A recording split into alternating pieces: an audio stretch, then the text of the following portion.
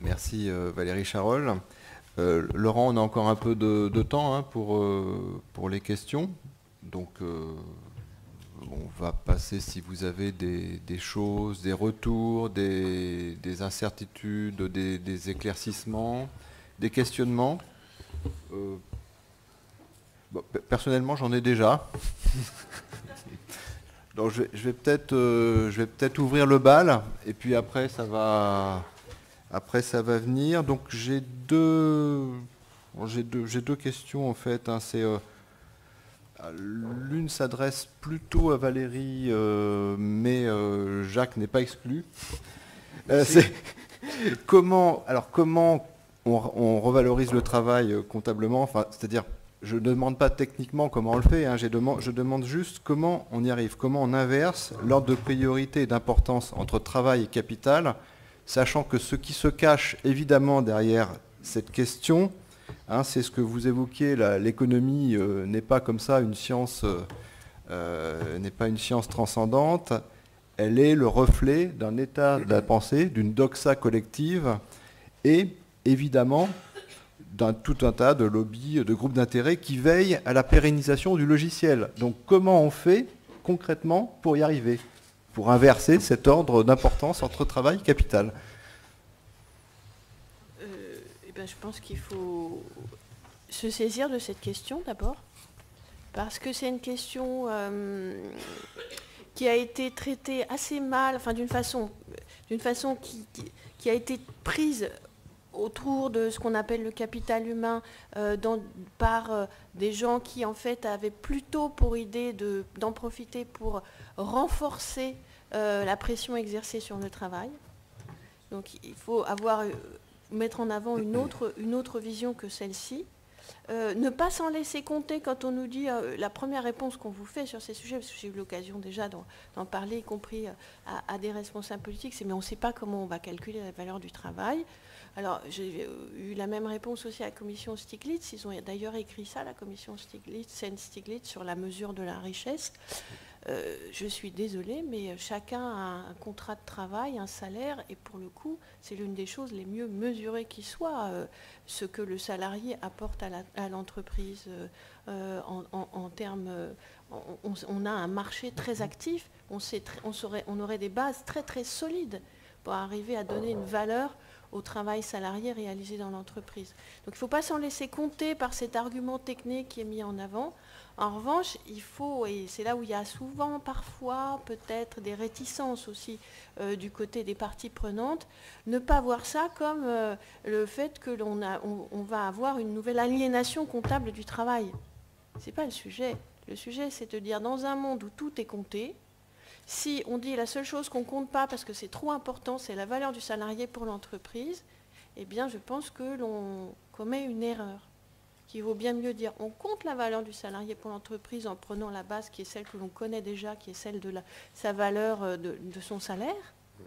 Et par ailleurs, on a un autre discours, je n'en ai pas parlé ici parce que ce n'était pas l'objet du débat et qu'on a un temps assez limité, dans lequel on met en avant le fait que la sphère économique, l'enrichissement n'est pas le cœur unique de la vie de l'homme. Donc il n'y a pas uniquement à travailler sur, à faire confiance à l'économie pour assurer notre bonheur. C'est une réponse très rapide à une question qui, évidemment, est d'importance. Alors qui suppose aussi, Jacques Le Goff, que les salariés ne soient pas des montres molles. Ça va dans le sens de ma deuxième question, hein, qui s'adresse à tous les deux, c'est comment est-ce qu'on passe du moi au nous? Parce qu'on le voit très bien, le moi tout seul, finalement, entraîne du désarroi, entraîne beaucoup de désespoir. L'émancipation n'est pas dans l'individualisme, n'est pas dans le moi en tout cas. Comment est-ce qu'on passe du moi au nous, peut-être du moi à la personne déjà, pour commencer? Je m'adresse un petit peu à tous les deux également. C'est une question finalement que les sociologues se posent depuis au moins un siècle et demi. Comment faire société, comment comprendre les dynamiques qui aboutissent à la constitution d'ensembles sociaux de plus en plus élargis. Alors, il n'y a pas de réponse toute faite. Aujourd'hui, la question est de savoir comment on peut penser le nous dans le respect des éléments qui le composent. Parce qu'on a longtemps fonctionné, encore une fois, sur un nous de dissolution, en somme. Les individus se dissolvaient littéralement dans le nous et n'existaient, à bien des égards, que par le nous. Or, aujourd'hui, ils doivent exister, s'il le faut, avec et même contre le nous, tout en étant dans son champ, en somme. Alors, la réponse idéale, c'est celle que j'indiquais tout à l'heure, le transpersonnalisme, un social transpersonnel, c'est une réponse théorique, intéressante, séduisante, de mise en œuvre assez délicate, et on l'a vu à l'occasion des débats suscités par la loi du 4 août 1982.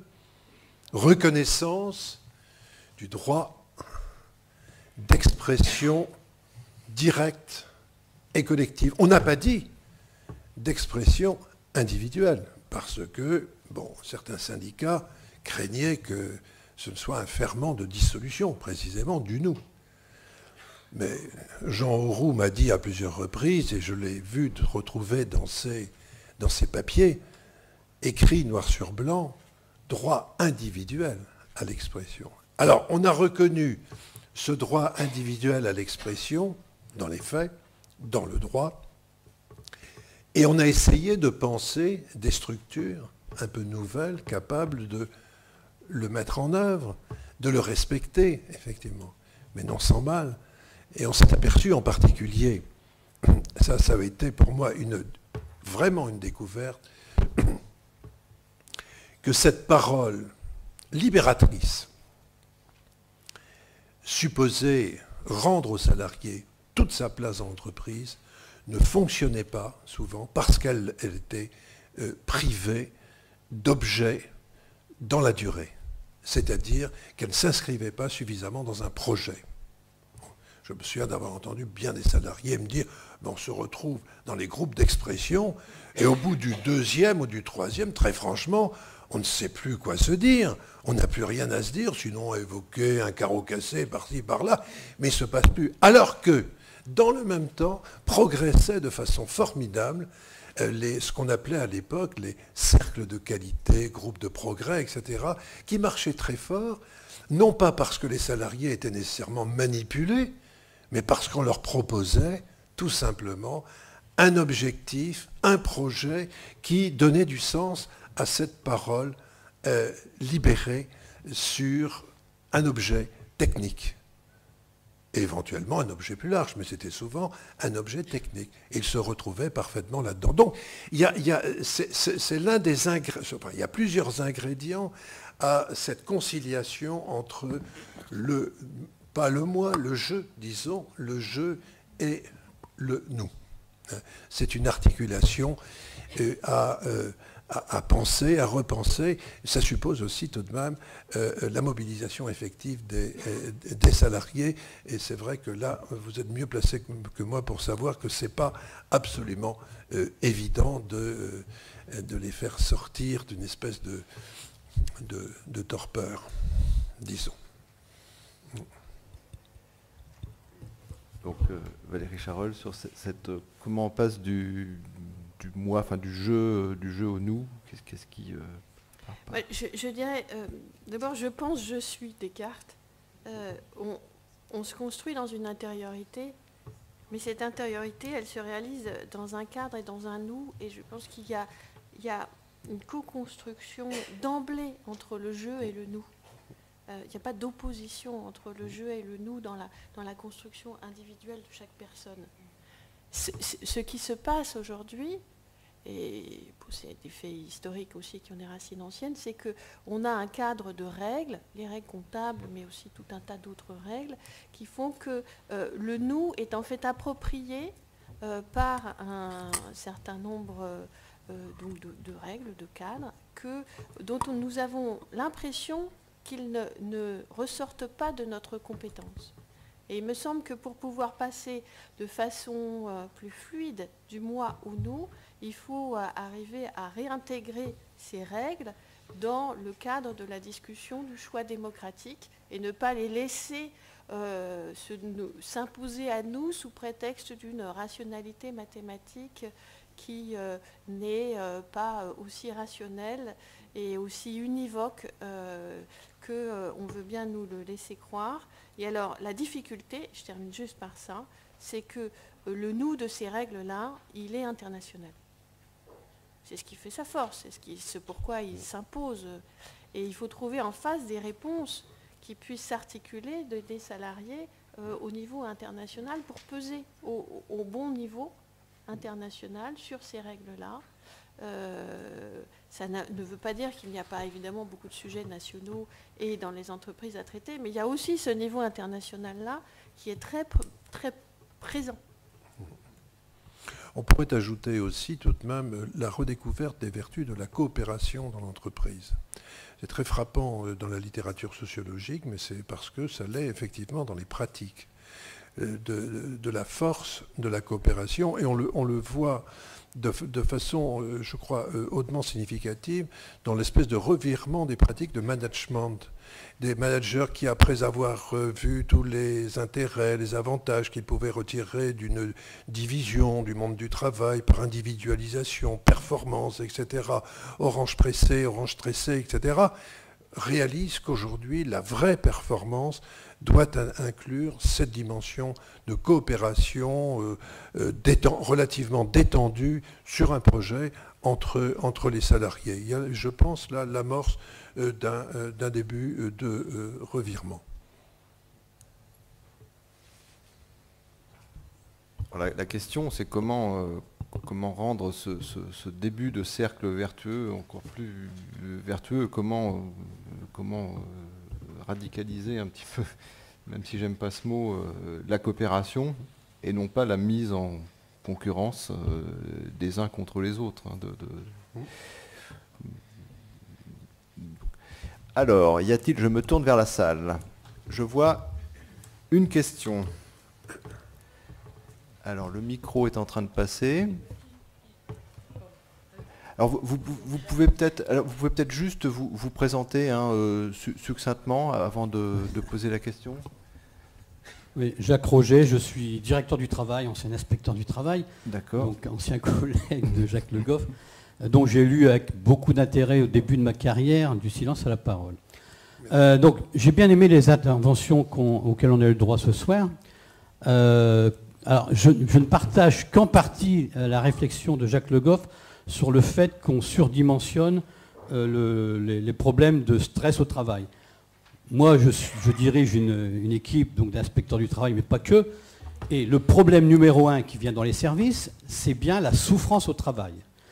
Et par rapport à ça, donc une question que je pose à l'auditoire, puisqu'ici il y a un certain nombre de cadres d'entreprise, c'est comment des cadres CFDT prennent en compte cette problématique de souffrance au travail, en sachant, vous l'avez dit, Jacques Le Goff, dans votre dernière intervention, aujourd'hui, on réfléchit à d'autres formes de management. Et il y a des formations pour avoir un management plus doux, ce qui est une chose intéressante, mais donc ça questionne vraiment la relation au travail, comment on manage des équipes, alors coopération certes, mais il n'y a pas que ça. Et l'autre aspect de mon intervention, c'est par rapport à la deuxième l'intervention de Valérie Charol, où on voit quelquefois l'approche différente dans les entreprises, et je dirais le monde de l'image, c'est-à-dire qu'il y a des entreprises qui se fichent un peu de l'image qu'elles peuvent donner dans leur façon de manager les équipes. Et puis il y en a d'autres qui travaillent après une image de marque, mais qui n'est pas forcément sur ce qui se passe dans les entreprises. Je parle notamment de l'éthique, c'est-à-dire que dans l'approvisionnement, on fait attention d'où viennent les produits, etc. Et certaines entreprises qui jouent sur une image positive à travers l'éthique ne respectent pas dans leur propre entreprise les règles de démocratie au sein de l'entreprise.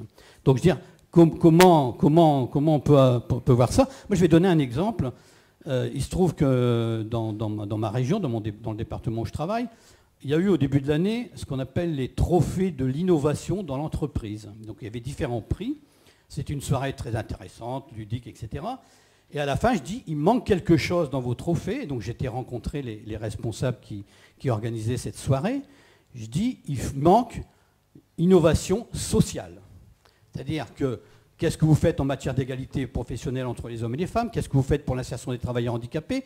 Et qu'est-ce que vous faites en matière de souffrance au travail, et donc de management qui soit cohérent et satisfaisant pour les entreprises? Donc l'idée a été reprise, sauf qu'ils n'ont pas mis en pratique. C'est-à-dire que le prochain trophée, il y aura un petit bémol sur l'innovation sociale, mais englobé dans une innovation beaucoup plus large. C'est-à-dire que ça gêne encore aujourd'hui de parler dans les entreprises d'innovation sociale. Oui, oui. Je ne veux pas donner l'impression de sous-estimer le problème de la souffrance au travail. Mais j'ai quand même le sentiment que ce problème a fini, en somme.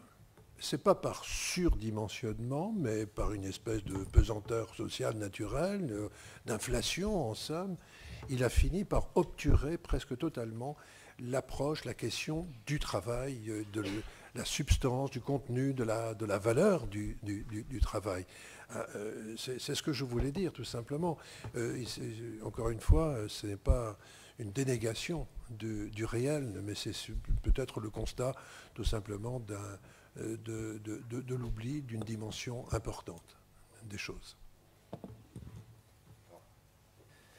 Merci Jacques. Alors je ne sais pas si on a de la place pour